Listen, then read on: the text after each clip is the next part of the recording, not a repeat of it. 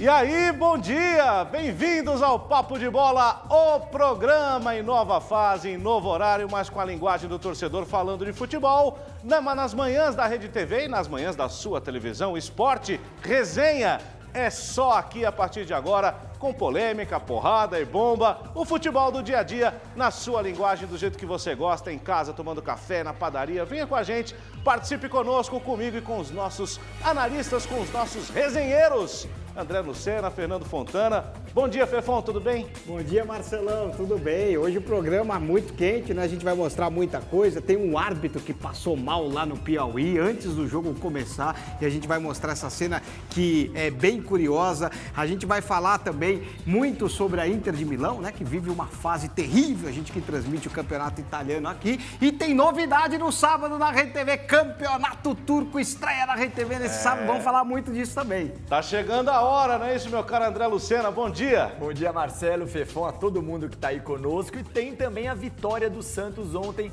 com um gol contra bizarro do zagueirão do Guarani. A gente vai mostrar isso. O Gesualdo Ferreira ficou pistola depois da coletiva de imprensa. Nós vamos mostrar também. E hoje estamos na expectativa, mas tudo indica que vai ser o dia do fico de Gabriel Barbosa, Gabigol. Hoje pode ser anunciado definitivamente aí como reforço do Flamengo. É um reforço, principal reforço para esse ano se ele ficar, né? É isso, a gente vai falar bastante também do Neymar, que tá fazendo gol, rapaz. O rapaz voltou a fazer gols por aí. O Neymar lá na França voltando a ter um pouco mais de calma na sua carreira e isso se repercutindo, evidentemente, também no seu futebol. Vamos falar do Santos, já que estamos falando de Neymar. Afinal de contas, ontem o Santos jogou pelo Campeonato Paulista. O Santos no Campeonato Paulista não tem estreado tão bem assim, mas está conseguindo resultados, um empate e uma vitória ontem com o Guarani, com um gol meio esquisito.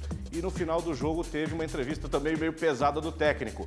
Vamos ouvir a palavra do técnico Gesualdo da equipe do Santos Futebol Clube, o português que é bravo pra caramba, e também acompanhar como é que foram os gols dessa partida, com um gol contra daqueles, bem bizarro. E mais bola alçada na área. A gente vai continuar vendo isso? Ou não entendi, fala outra vez que eu não entendi. Vamos de novo. Você está falando do São Paulo durante um ano? Durante o ano. Pô, eu só tenho 15 dias, pô. Mas então, professor... Não sei o que é que vai acontecer. Só que posso dizer que não. O meu time não vai ser igual. A minha equipa não vai ser igual, os jogadores não são os mesmos, está a ver ou não?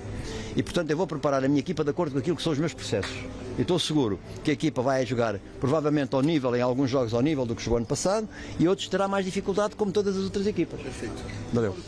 Normalmente... Como é que você quer jogar com a intensidade nesta altura com 18 treinos? Não, sim, é difícil, é bem complicado. Não, mas você fez essa pergunta, não fez? Fez ou não fez? Sim, então pronto. Foi a seguinte, em relação à intensidade, porque tem treinador que joga de uma maneira menos intensa e treinador que joga de uma maneira mais intensa. Não, meu querido, só se joga de uma maneira intensa quando se tem capacidade para jogar com intensidade. Não, mas eu conheço técnico que trabalha há um ano e que não joga tão intenso. Ah, tá bom, mas você não me conhece a mim há um ano, só me conhece há 15 dias. É, rapaz, Gesualdo Ferreira, ele é bravo assim mesmo. Na época do Porto tricampeão, ele dava uma entrevista assim. É de Cássio, goleirão do Corinthians, um dos maiores jogadores da história do Timão. Agora tem a sua biografia. Daí o Cássio fazendo treinamento. Uma biografia escrita também por um craque, Celso Unzelt, um dos grandes jornalistas esportivos do nosso país. E o Cássio falou dessa iniciativa. Muitas vezes a gente tem o medo de admitir que está errado ou de errar e se desculpar e acaba se perdendo. Eu acho que eu não me arrependo nada que eu falei no livro, assim, eu tentei ser o mais franco possível no livro, assim, são coisas de uma pessoa normal. Eu espero que esse livro sirva de lição e ajude a muitas pessoas a de repente não cometer, não os erros que eu cometi, mas outros tipos de erro e tentar ser o mais honesto possível e que possa ajudar. Eu acho que possa agregar um pouco na vida das pessoas. O livro não se baseia somente em coisas negativas. Eu acho que, de repente, 20% ou 10% sejam de coisas que eu errei, e os 80% são de coisas felizes, graças a Deus. Tenho sido muito vitorioso no Corinthians, conseguido títulos inéditos, vitórias. Eu acho o Ronaldo o grande goleiro da história do Corinthians, por ele ter sido o goleiro que veio da base, ter conquistado. A gente sabe como que é difícil um goleiro vir da base e conseguir conquistar a história que ele fez. E para mim ele é uma referência. Eu já falei algumas vezes, eu considero ele, mas não vai ser por isso que eu não vou querer bater o recorde de número de jogos dele, assim, e nem quando eu bater, espero que eu possa bater. O meu respeito por ele vai ser sempre o mesmo, porque ele tem uma história maravilhosa. Olha só, Fefon e André. Gilmar dos Santos Neves foi goleiro do Corinthians. Tobias é o goleiro do Corinthians do título de 77. Emerson Leão já foi goleiro do Corinthians. Ronaldo Giovanelli. Dida. Quem é o maior goleiro da história do Corinthians? É o Cássio? É uma pergunta muito difícil. Eu ficaria com o Ronaldo Giovanelli. Acho que pelos números, né? O Ronaldo Giovanelli, pela história, por tudo o que ele conquistou pelo Corinthians, eu ficaria com ele, mas eu acho que o Cássio é o segundo maior goleiro da história do Corinthians, podendo ainda ser o primeiro, apesar de que Cássio tem títulos mais importantes que o Ronaldo Giovanelli. Mas por tudo, pela trajetória, pelo que jogou, ainda fico com o Ronaldo. E você, André, o que você acha? Sabe que eu coloco até... Pra mim, o Cássio é o melhor goleiro da história e eu coloco até ele na disputa com o Marcelinho Carioca para ser o maior jogador da história do Corinthians. Por tudo que ele venceu, o número de títulos...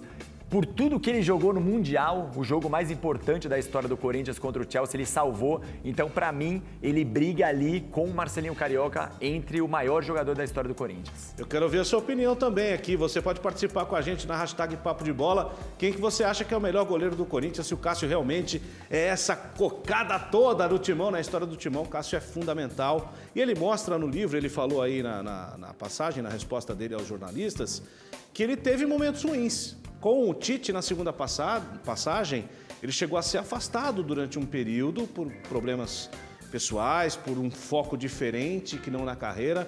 Como todo ídolo, ser humano que é, né, Fefon e André, de vez em quando dá umas entortadas, né? Pois é, ele inclusive naquela oportunidade brigou com o Mauri Lima, né? Que era o preparador de goleiros na época, que hoje está no Grêmio, né? Ele brigou com o Tite também, porque ele se desviou um pouco, comeu a mais, estava acima do peso e estava com dificuldades de jogar. No começo, ele brigou com o Tite, mas o Tite estava fazendo um bem para ele. O Tite alertou o Cássio, que depois o Cássio até falou, acho que o Tite tinha razão, eu coloquei a cabeça no lugar e voltei a jogar bem como eu jogava antes. Ele realmente desvirtuou, mas depois ele seguiu nos trilhos. Seguiu no caminho e está muito bem, continua sempre muito bem. O que a galera tá falando aí, André Lucena? Marcelo, olha que bacana. A Janaína Moura, que sempre participa conosco, palmeirense fanática.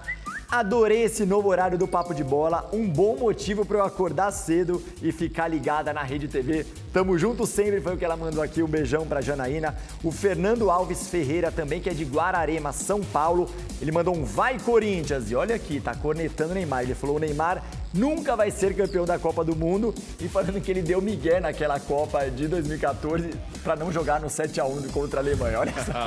Que isso, aí não. É muita teoria da conspiração. Não, aí não. Pois é. Olha só, André, já que você está aí falando com a gente, trazendo a palavra do torcedor, verdade que o Thiago Nunes colocou o antigo clube dele no pau? Colocou. E olha só a quantia, R$1.159.000 é o que o Thiago Nunes cobra do Atlético Paranaense, né? Que seria a bonificação do título da Copa do Brasil, alguns meses que ele ficou sem o contrato assinado, 13º, férias, contrato de imagem também e uma multa de CLT, então R$1.159.000. A gente viu que ele não saiu bem ali do Atlético Paranaense, o Petralha ficou muito bravo. Vamos ver como é que vai ser decidido lá na Justiça. O Petralha ficou bravo com ele e com o Corinthians, né? Porque tanto é que ele não negociou o Rony com o Corinthians por causa da saída do Thiago Nunes, do jeito que o Corinthians acabou procurando, acho que o técnico primeiro e não o clube, e o Rony, que estava perto do Palmeiras, também a gente não sabe mais se está perto, se está longe. O Rony só tem uma coisa, o Palmeiras fez uma proposta que até o Atlético aceita. O problema é o que o Rony receberia dessa proposta. Segundo o Atlético, ele teria direito a $1 milhão, mas os empresários do Rony acreditam que ele teria pelo menos direito a 3 milhões de euros. Uau. Porque seria 6 milhões de euros a proposta do Palmeiras, então tá pegando nisso aí, precisa ver o que vai acontecer. E essa questão do Thiago Nunes é justiça, né? Uma coisa é uma coisa, outra coisa é outra coisa. Ele fez um trabalho, tem um legado lá, tem títulos pelo Atlético e agora no Corinthians ele segue uma nova vida e, inclusive, pelo menos nessas duas rodadas, o jogo contra o Mirassol foi meio esquisito, mas a primeira rodada trouxe uma bela impressão do técnico novo do Coringão. Falando do Palmeiras, né? Você falava do Rony, se vem, se não vem para o Palmeiras.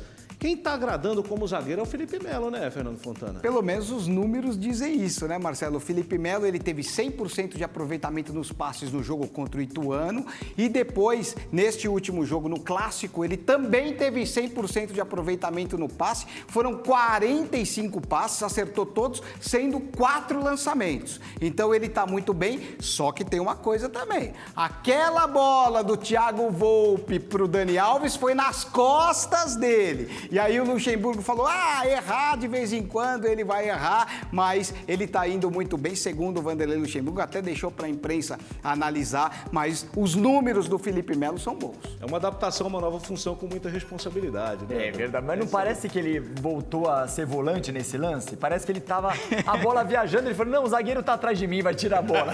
De repente a bola passa e o Daniel Alves quase faz o gol ali, foi um vacilo muito grande. Né? Mas ele dá eu acho que o Luxemburgo, quando aposta nele como zagueiro e não como volante, ele já explicou isso até, o Felipe Melo, uma linha à frente, ele pode trazer um certo risco na recomposição do Palmeiras, porque o cara já não é mais nenhuma criança, para voltar é complicado, a gente sabe como é que é. E ele tem um passe muito bom, né? Você falou aí, 100% de aproveitamento num clássico não é fácil, né? E a saída de jogo do Palmeiras depende muito dele, né, André e Fefão? E hoje em dia a gente sabe que quanto mais isso, quebrar as linhas, que é o termo que todo mundo usa, é muito importante. O Palmeiras teve no ano passado só o Luan fazendo um passe desse pro Borja contra o Godoy Cruz lá na Argentina, mas fora isso, os zagueiros do Palmeiras nunca tiveram essa iniciativa de sair jogando. E tem um outro detalhe, pela idade dele, na posição de zagueiro, ele corre muito menos, né? Ele se desgasta muito menos. Segundo o Luxemburgo, como volante, ele se desgastaria 60%. Como zagueiro, ele anda 40% do campo. Então, o desgaste é bem menor e isso ajuda pela idade que ele tem. Muito bem, meus amigos, hora de falar do Flamengo aqui no Papo de Bola. Afinal de contas, o torcedor do Mengão que está acostumado a um anúncio de um craque por dia, já está quase assim, né? Vive uma expectativa muito grande para o anúncio do Fico, o dia do Fico de Gabigol.